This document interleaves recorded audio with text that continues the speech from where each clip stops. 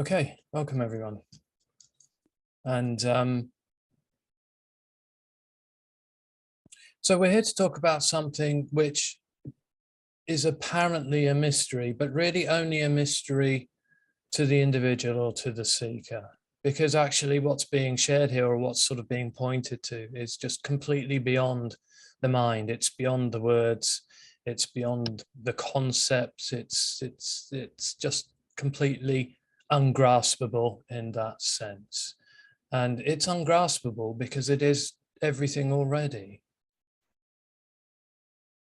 And because there is no separation. So there's no actual sort of position, separate position from which to grasp this, what we're talking about, so-called non-duality or not-two-ness.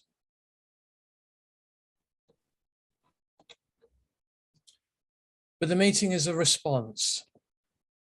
And it's a response to an energy which wants to grasp this. It's a response to an energy which feels that this is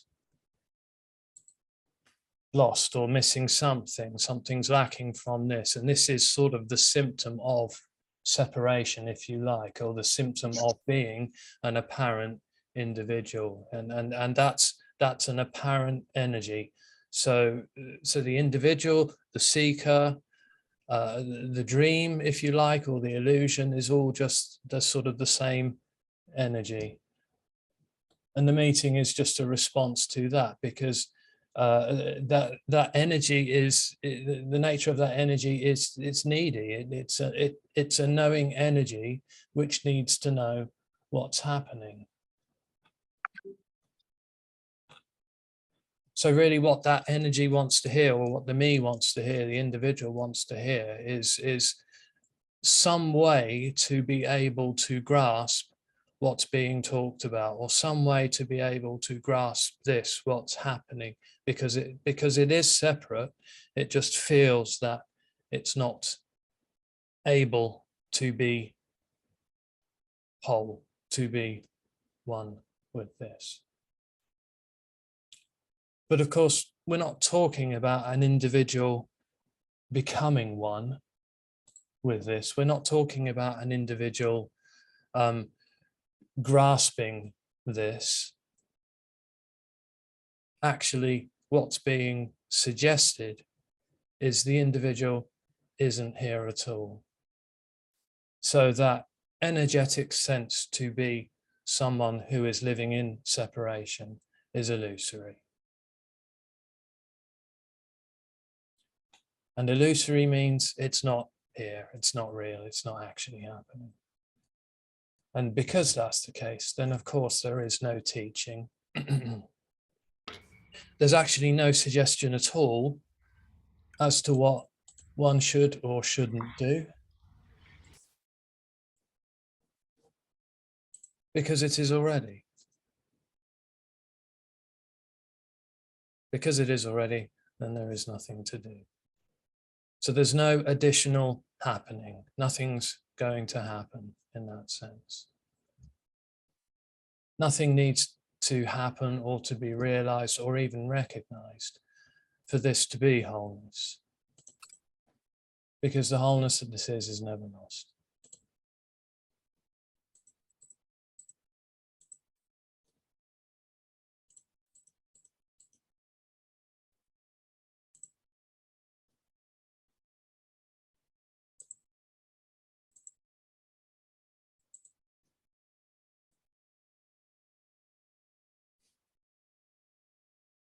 So we can talk about that.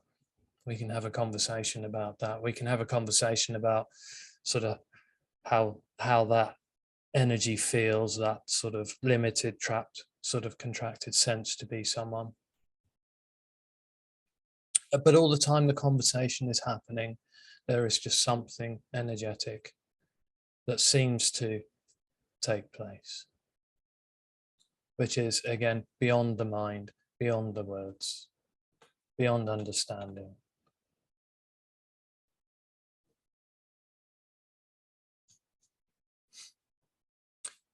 So a question in the chat. Hi Neil, what is no separation means when we see other bodies, other minds, other things all day long? Well, that's the thing, you don't. That's the impression that the individual has, that it is seeing something else, that it is something here and is then seeing everything else actually as not here. So there's me and then there's everything else, or there's what this observes or notices or witnesses, and then there's everything else, including other bodies and other apparent minds, and so on and so forth. And that is the experience for the individual in separation. There's me and everything else. And that feels uncomfortable, or that feels in some way limited or dissatisfying. So that's why seeking happens, as a way to try and overcome that me here and everything else there. The individual wants to overcome that. What the individual wants is to become one. It wants to find out how to bridge the perceived gap of separation. But what it doesn't realize is the individual is the separation that it longs to be free of. And even worse than that, the individual is completely illusory. So it isn't there. So there is just an appearance of bodies. There is just an appearance. This is just a completely empty appearance. There's no centers. There's not a something existing here and then a something else existing there. It's all the singular. And it's all absolutely whole and fulfilled already.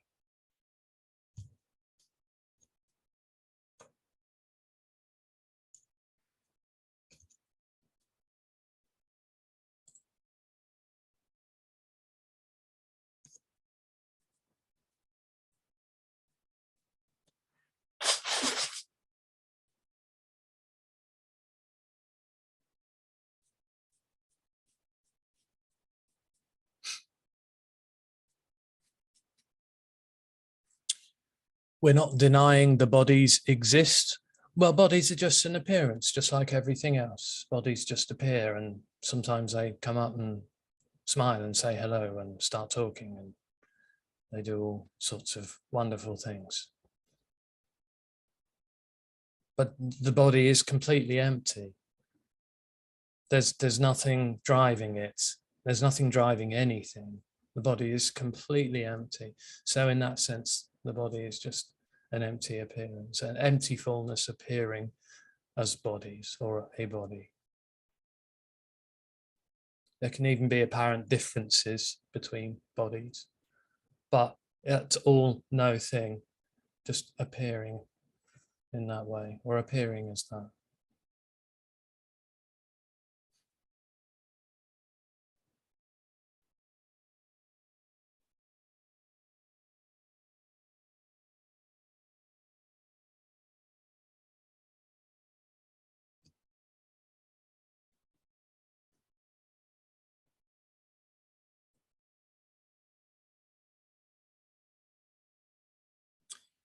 So what about attacks on other bodies? Let's say rape. Sorry for that harsh word. Yeah, well, that apparently happens too.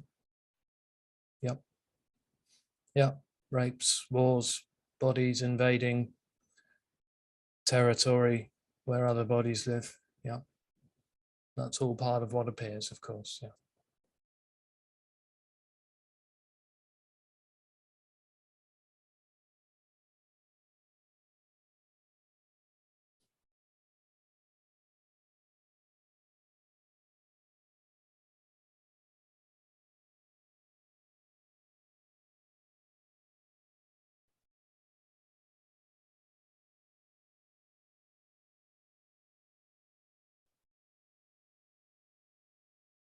And there's nothing right or wrong about it in the end. It's not, it's war's awful, of course. Rape is awful, but there's no sort of underlying morality to that. It's just what appears to happen.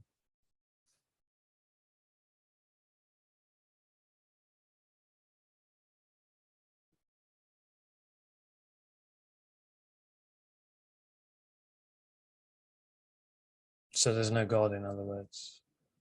in that sense of a right way and a wrong way, a correct way and an incorrect way. It's all just what appears to happen. And a comment in the chat, I like the dream analogy. Yeah, okay.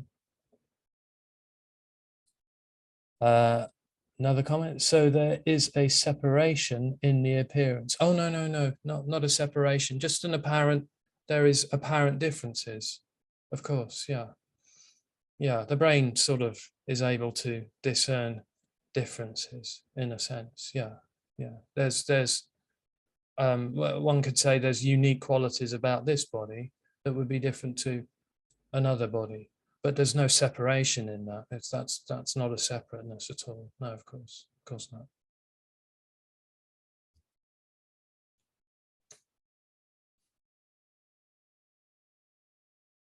But of course, separation can appear for the individual, but that's the illusion, or that's the dream analogy, that there is an individual who is separation and who is living in this sort of world of separation.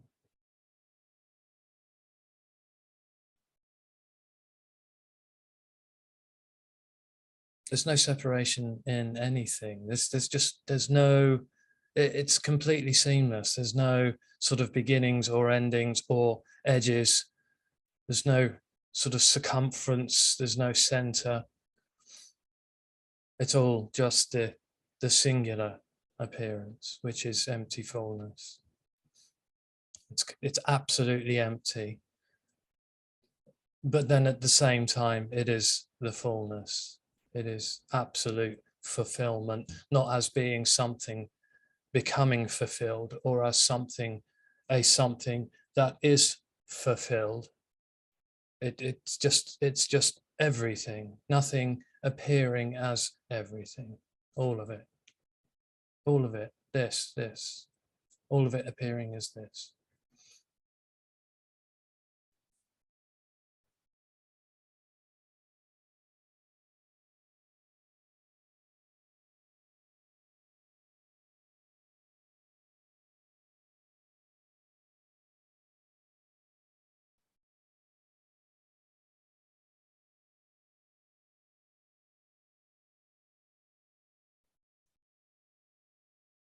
Message in the chat. I read about your chronic illness. When the pain of it appears, how do you deal with it? I don't deal with it. Is there a relief by knowing that it is only an appearance? No, of course not, because there's no one that knows that it's just an appearance. So there isn't something here saying, oh, well, it's just an appearance, so it doesn't matter. That would just be, say, someone who's just kind of accepting or detaching or bypassing or something like that. No. Illness is just an appearance. Pain is just an appearance. But no one deals with that. There may be an energetic response to pain. There may be an energetic response to illness. But no, of course not. No, this is absolutely unknowing. So there's nothing here that knows anything about illness or about this as being an appearance. That would just be a me telling themselves a story that it's okay. They're there. It's okay. You'll be okay.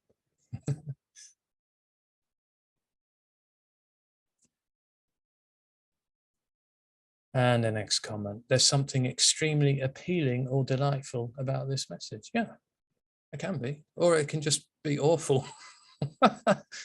It can just be the most offensive thing that you could possibly say to someone, that they're not real, you're not real.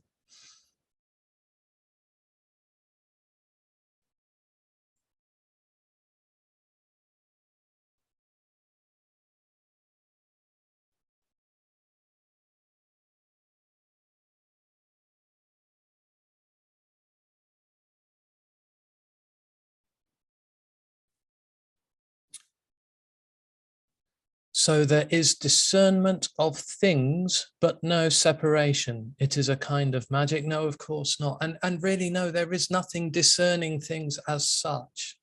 no, no, no. Although one could argue that the brain, again, the brain is able to sort of recognize things, but there's no knowing of that. There's nothing which kind of knows what the brain is doing. It's just what sort of automatically happens. But there's nothing here sort of reflecting on what the brain's doing or what the body's doing. In the same way with illness, there's nothing reflecting on what's going on in the body or how the body is responding to something or not. That's the illusion, that's the dream, that there is something, an awareness, a self-awareness or self-consciousness as an additional energy in the body, which is then kind of observing everything and the kind of the overlord in a way of everything that appears to happen as that kind of additional experience to everything. No, no, that's the illusion.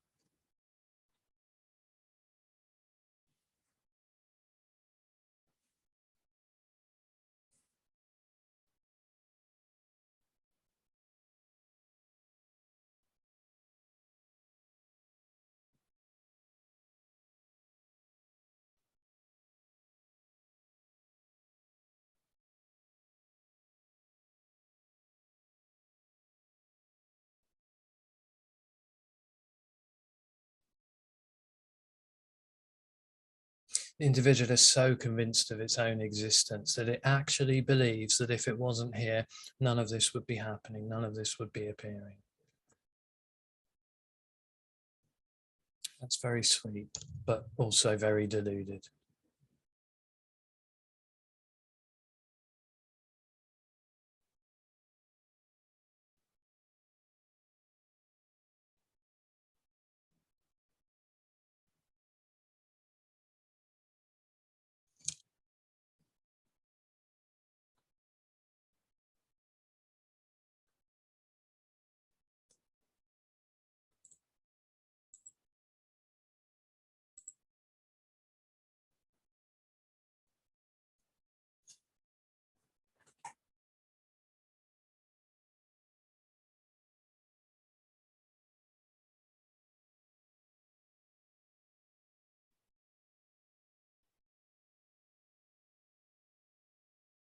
And there's a hand up somewhere. If you'd like to just unmute yourself and ask your question.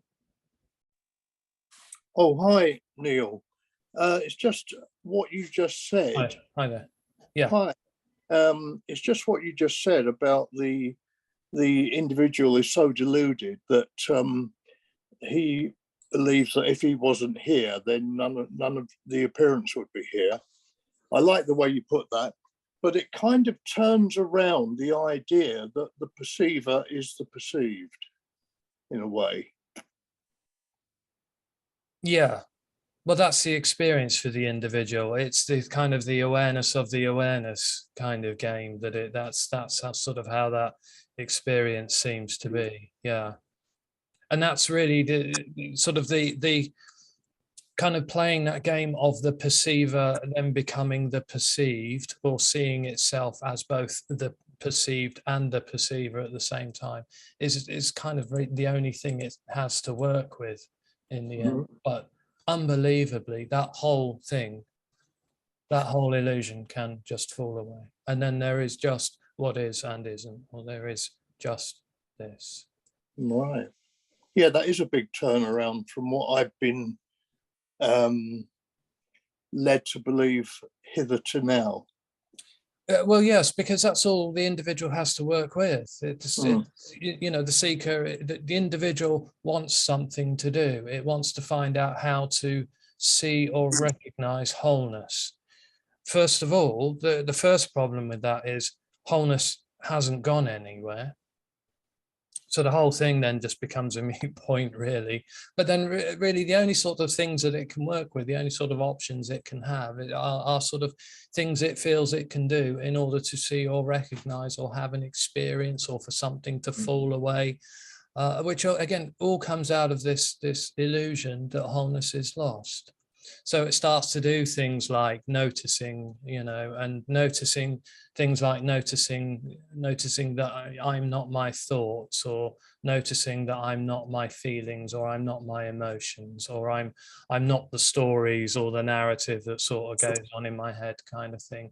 And all of that can sort of create the impression for the individual that it's getting somewhere or getting closer, or that it's in some way making life more peaceful or more easy. And whether that's the case or not, that's all a part of the dream, that there is something in there that is separate, who is sort of having this additional perception of life and what's happening and what's going on. Ultimately, there's no perceiver. Absolutely not. No, of course not. No. In the same way, there's no seer, no hearer, no toucher. There's just senses. There's no additional layer on top of that, which is making all of that happen. I appreciate there's no perceiver. What about the dreamer? Well, the dream and the dreamer are the same thing. So there's nothing actually dreaming the dream of separation. The individual, the apparent individual, is separation, but it is the individual that is the dream. There isn't an individual having a dream of separation or having a dream of dualism. The dream is that there is an individual in the first place, that there is a self in here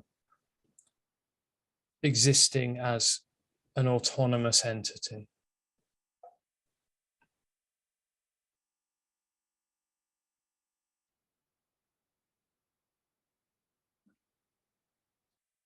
I like your clarity, and I'm, of course, my wondering whether that's whether it's attainable. Well, no, For of me, course. still for me, no, because there's I don't have any clarity about this.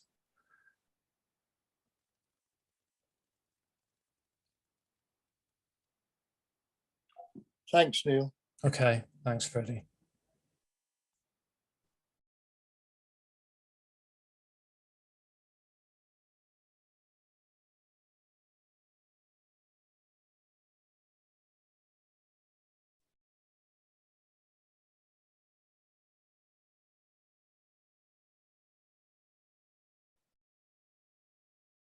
And then the next question is, if you have no clarity about this, then how can you talk about it? I don't talk about this.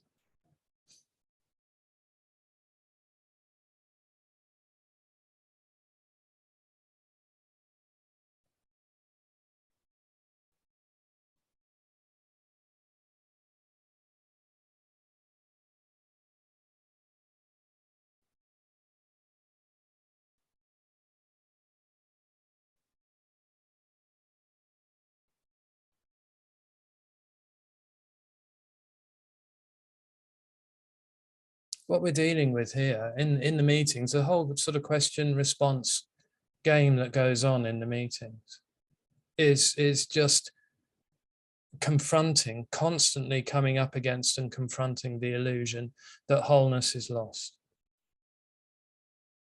And it just isn't. It just isn't. So in that sense, it's completely unattainable. Wholeness is completely unattainable because it's already here. It can even appear as this sense to be separate.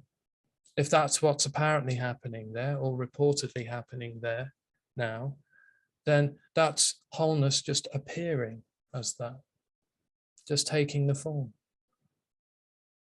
of that apparent sense of separateness.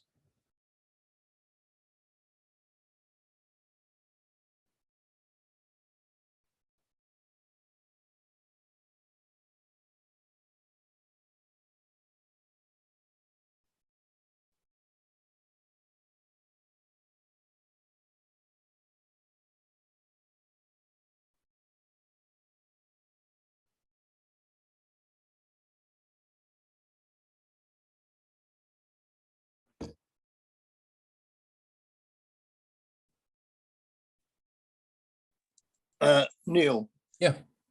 saying that you don't talk about this, the rationale behind that, I presume, is that there is no you. Yes, of course. Yeah. The individual assumes that there is an individual here who is talking about this sort of subject of non-duality, and it probably imagines that this is talking about it in some way to be helpful. Well, there's no one to help already. It's not that there's even an intention here to be unhelpful, because that would be trying to be helpful too. It's just, you know, that whole game just drops. All of the games that the individual is playing with itself, or just, you know, obviously just disappears with the illusion that there is an individual.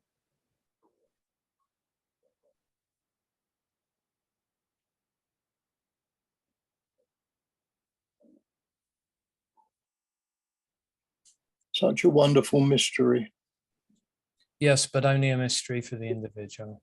Right.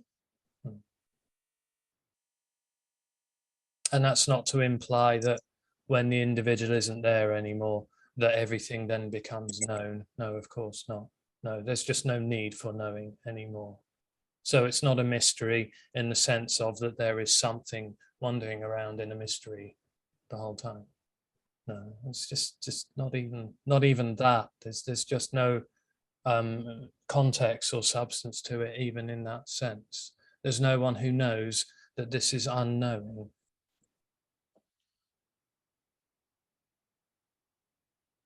Because there's nothing actually existing in this which could possibly know that as any kind of perspective or something like that.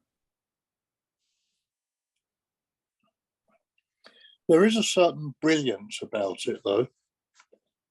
Okay.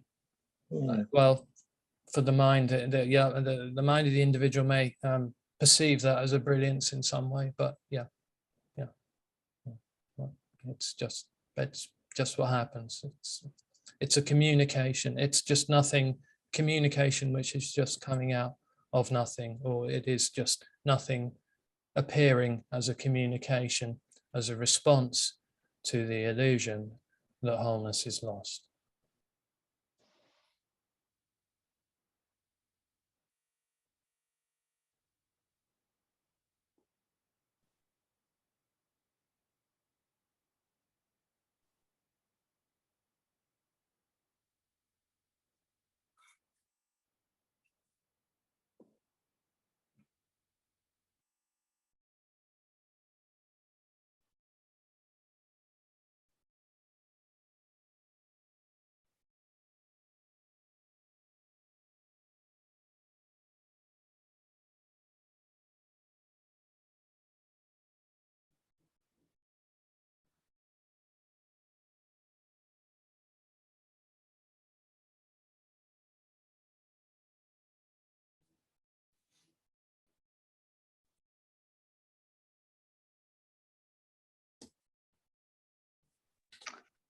Hello, Neil.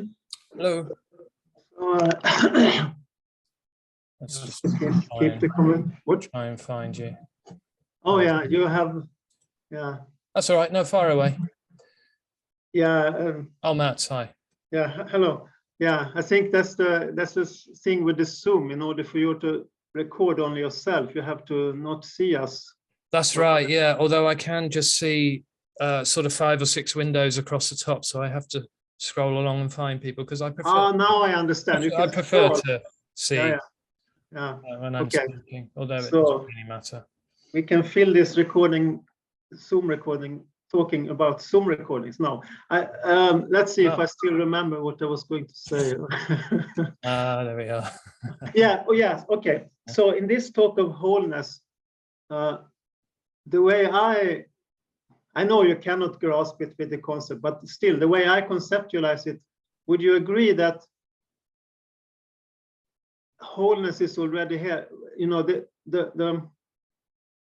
that means also, you know, even the meaning, what it would mean that something would be lacking is gone also. It's all gone in a way. The whole way that the separate me is building up the the suffering, you know, I'm missing something important, all of that. Yeah. It cannot even be, you know, it's not that it's just wholeness is there, but all of that is just gone. Would you agree with that kind of description? Well, yes, I mean, it's just all over already. Yeah. Or everything the individual imagines is happening or going on, including the experience of itself, is a dream. Yeah. So wholeness is no thing appearing as everything. So there isn't a something existing anywhere in this or as this, as that wholeness which something could know. So you could say then that the idea that something is lacking is completely meaningless. Well, it's all without meaning. Yes, of course. Yeah. Because it doesn't go anywhere. It's timeless. It doesn't. This isn't going somewhere. Not coming from somewhere. Not going anywhere. So in that sense, there's no intention or direction for this to be moving with. So in that sense, yes, of course, it is meaningless. Yeah, because it isn't actually leading to something or going somewhere or confirming something or denying something. It's just what apparently happens. Just this, what is. And where the previously could be, for example,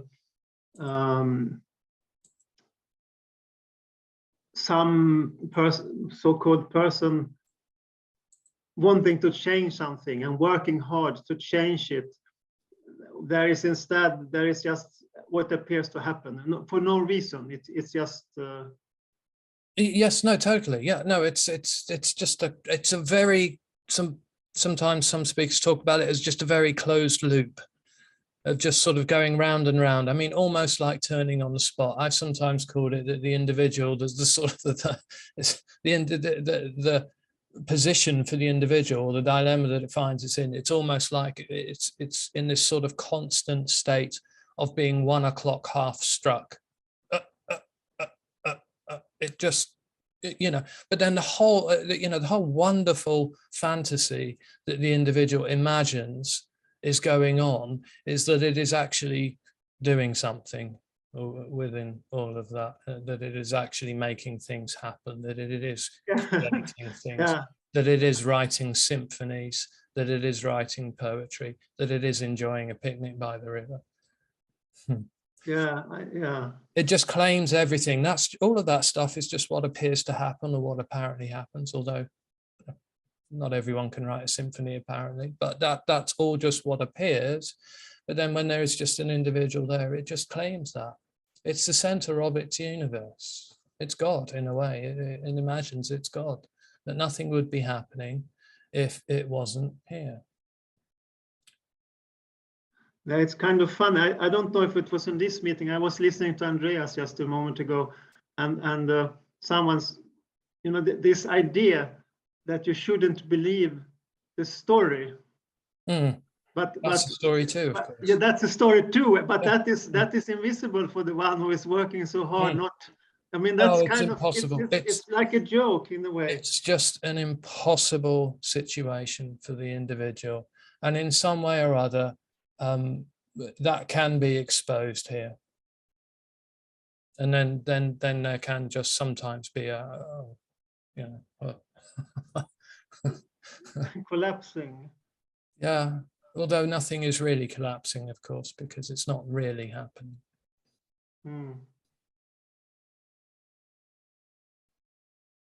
Not even as an illusion, actually. The illusion is that that's happening. That happening isn't an illusion.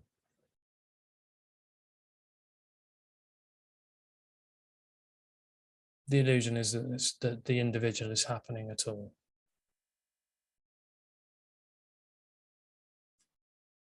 Yeah, because there is no reality to set this. You know, some people speak about mirage, but with the mirage, you have a standard of reality surrounding the mirage, and then you can say this is not real. This is not real water, like the sea over there, the lake over there. That's water, but the mirage is just a mirage. Yeah, then you have a standard, but I mean, in what you're talking about, there is no standard of reality outside of. No, there isn't a something that is appearing one way and then another something appearing a different way. No, it's all no thing, just appearing. Hmm. Well, it's kind of fun in a way. I'm not going anywhere with this. I'm just wanted to No, of see course, of course, absolutely, I leave the space now. Thank you, Neil. yeah. All right, Mats, thanks. Yes, I mean, there is a sense of fun to it all, but I also understand that it's, this can feel very serious too. Seeking can feel very serious for the seeker as well, and can be painful as well.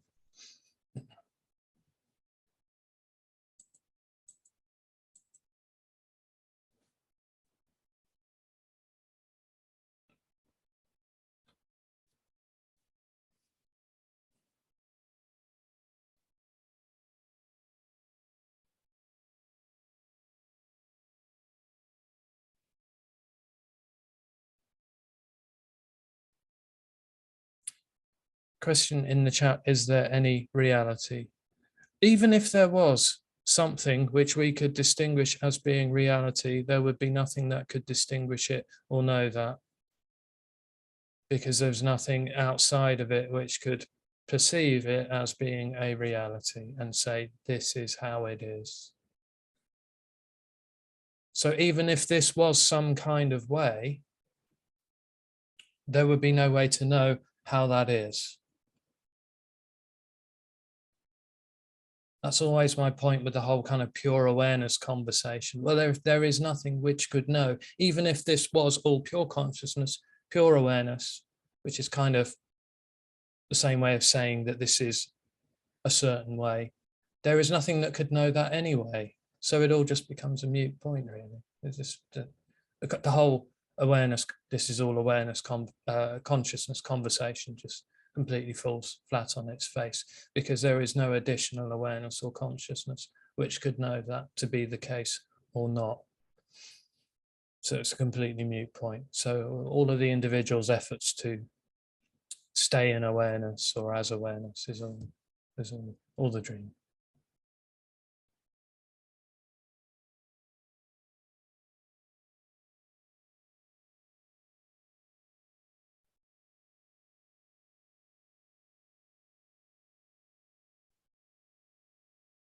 And it's limiting. It's just very limited. It's just a very limited idea about what this is or how this is. It's just a very limited idea. The individual is just a very limiting or limited. The experience for the individual is just very limited. So it wants to limit itself to just knowing that this is a certain way, like being awareness or being consciousness, because that's safer. That's more comfortable.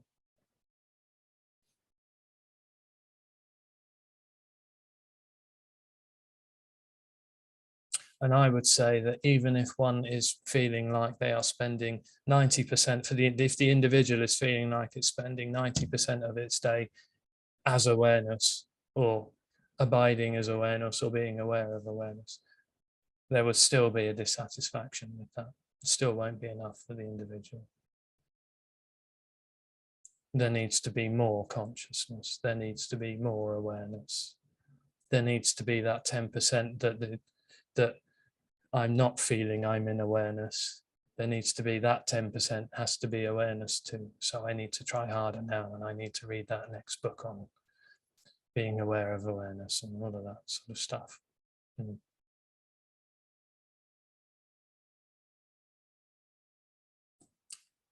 That's all just a wonderful game.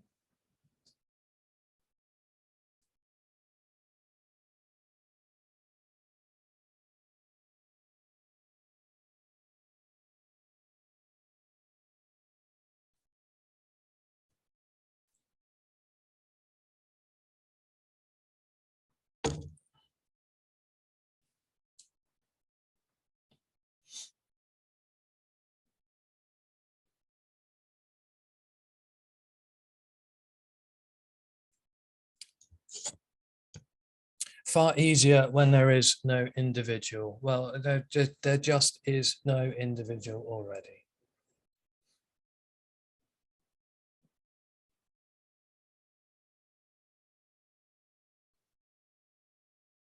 Again, the individual is convinced that this is somewhere that it isn't, or that I am somewhere that you aren't, or this Neil Denham has got somewhere or seen something or realized something that you haven't, and that's just not the case at all.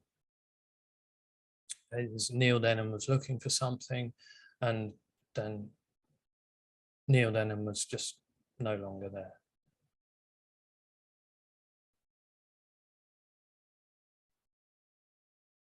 It's kind of the other way around. The seeker thinks that the speaker has got something or found something. It's the other way around. It's closer to being the other way around in a way. That it's the seeker that feels they have something that they need to get rid of that the speaker hasn't got already. Or that the speaker has lost something and the seeker has, pardon me, got this thing going on. And no, that is the illusion. Again, the illusion is that there is an individual. There isn't an individual being an illusion.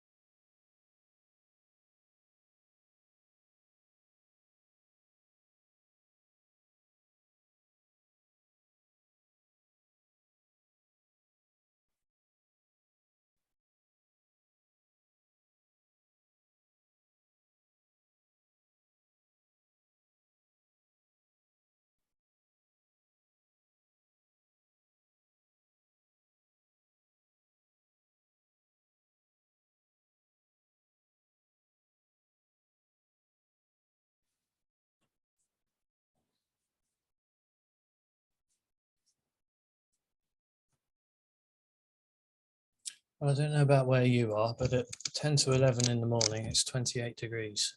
Yeah. It's just unusual for England. Absolutely bloody boiling. It is unusually hot here also, but I'm in Uppsala, Sweden, so it's not so, it's on a lower level. So, and I spoke with a friend in Paris that it's 33, 34 degrees over there. Right. Yeah. Well, it's the same here. Later on, it's going to be about that. Yeah. Yeah. It was yesterday as well. Yeah. Someone has 7. What, 7 degrees? Or 7 o'clock. Oh, 7 o'clock. Right. I don't know. 7. Well, I'm not sure either. Yeah. 7 degrees would be quite cold. 35 o'clock. Yeah.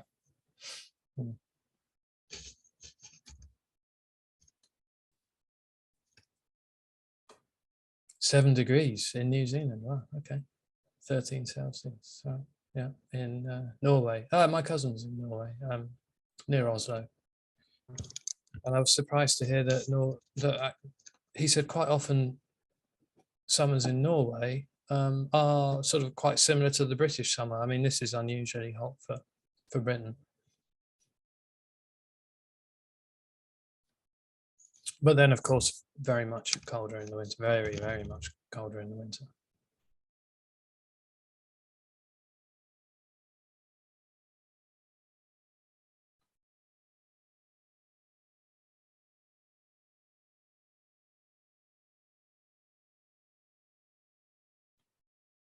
$16 in Australia. So 16 Celsius. Yeah, but it's nighttime in Australia now, isn't it? And also winter. Oh, yes, of course it is. Yeah, yeah. Blimey. Yeah, it's nighttime and winter. Right. Yeah. Okay. Yeah. I love the hot weather. I really like the hot sunshine in the day. I just wish there was kind of like a big thermostat in the sky that you could just sort of turn it down 15 degrees at night. It's a bit uncomfortable overnight. I think it was about 2:30, 2:45 in the morning before I even thought I'm going to try and go to bed now and sleep. It was just so stiflingly hot with all the windows open and everything as well.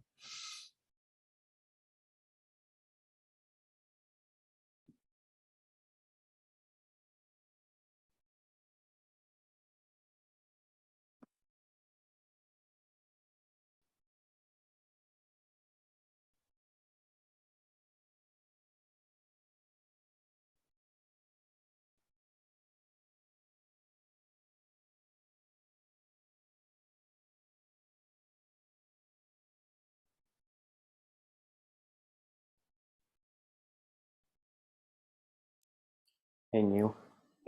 Hello. Speaking of stifling, Hey, Dimitri. yeah, hey, speaking of stifling, would you say that like seeking is kind of like stifles life? You sort of like sitting and waiting when something will happen, and then you kind of miss out in a way, like on a, I don't know, like going outside for Well, for some, fish. yeah, for some individuals, seeking is serious business. Yeah, of course it is. Yeah, I mean, seeking is a huge business. Yeah. And it's been seeking, the business of seeking. I mean, they say that the sex trade is the oldest business in the world. I would say seeking is, because as soon as the first human became self-aware, then there was a questioning of that, the sense of loss, and there would have been seeking in one form or another, which is just it's just incredible. And yeah, I mean, it seems to take up a lot of energy as well, seeking, you know, just the sort of energetically seeking seems to take up a lot of the whole kind of neurosis for the individual, the whole, you know, all of that kind of self-reflection and self-thought and trying to work everything out, and all of that kind of mental energy, and it's draining. Yeah, completely, totally draining. Yeah, and it can become a whole, just a way of life for people. Well, of course it can. You know, there are people who think they have to you know, live as part of a sangha in a temple, and you know, not have sex or eat cheese and do all of these sorts of things, that make huge sacrifices in life because they feel that that is going to get them closer to what's longed for, or to wholeness, of course. But even like, let alone all those like fancy spiritual things, even with this message, what I noticed is I'm sort of in this kind of waiting thing, and then oh yeah, like I wouldn't go outside. I will just wait till it happens. yeah, no, totally, yeah. It's always even waiting is an activity of some kind for the seeker, isn't it? Yeah, and it's just all about that. Yeah. At one point when I was a seeker, instead of actually, I suppose there was some kind of realization that it wasn't about sort of trying to get oneself into wholeness or whatever. It was about just sort of, this is in the seeking story, of course, that it was just about being still and sort of in some way preparing, in some way sort of doing some kind of spiritual feng shui that would then invite whatever I felt was not here or was missing, and that would come to me in my life if I was prepared, if I was a certain way, if I had done enough of whatever, I'd healed enough of my trauma, and I had I had got rid of enough thinking, and I wasn't looking at ladies' bottoms when I walked down the street or something. I'm sorry, that's a weird comment, but it just came to mind. But do you know what I mean? It was just about being a certain way, and in order for that I had to sort of maintain this vigilance in order to invite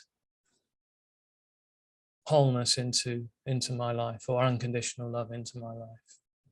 And I thought it was about that, but that of course is still an activity in that sense too. And the whole thing is dreamt. The whole feeling idea that you are doing something, or you are waiting, or in the waiting room for liberation, it's a complete illusion.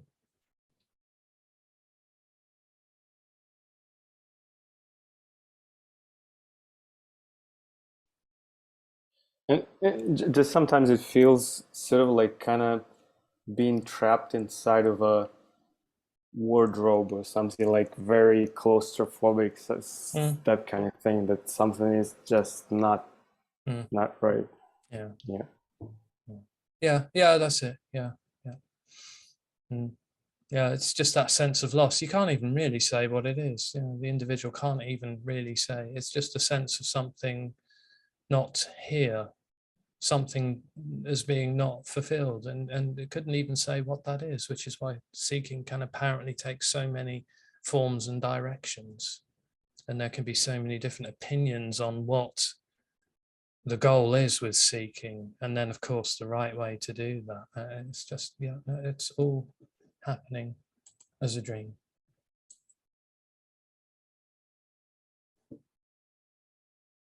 I think a hand is up.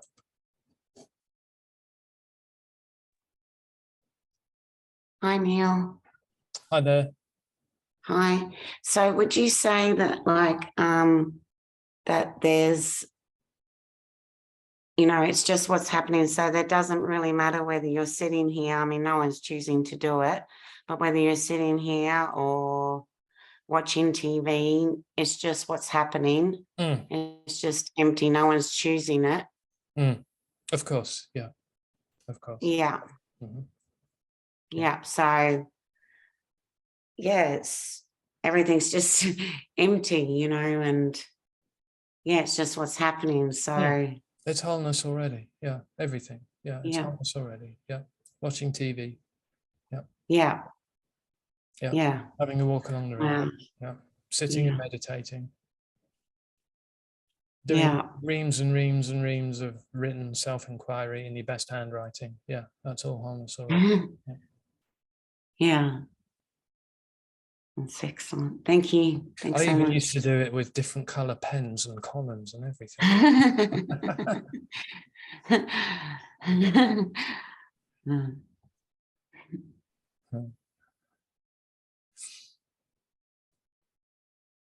Thank you.